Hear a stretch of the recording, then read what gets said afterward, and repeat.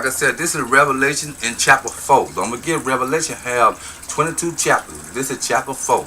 Now, like I was just saying, this right here this right here represent God.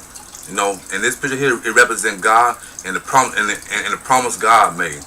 And you go and see the four living creatures represent four world power at the time. In time, the first one world power was the Lion.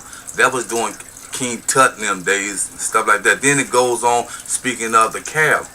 That was doing Moses in them days. Then you go speaking of the man. That was doing Jesus days, Caesar and all that was in world power. Now we speaking of the eagle. The eagle is who in world power now. The American is world power now. Then it goes and speak of that each living creature has 6 winds.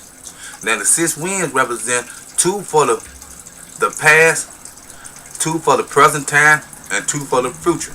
And that what that represent right there. Past, present, and future. Then you go speaking of the 24 elders. The 24 elders represent time. It is only speaking of time. Like in the day, you have 24 hours in a day. Time comes a ticking. Then you go speaking of the 7 torches. The 7 torches said they are the 7 spirit of God. Then you go and see the sea of glass. This is the sea of glass right there. The sea of glass represents the nature, the nation, everybody, all the people. That was the sea of glass represent.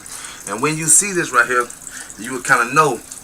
I mean, this kind of helped you study Revelation. This is like a big giant time clock that God gave to man. And at 20 years of studying, helped me figure out this right here, and I bring it to you with my understanding.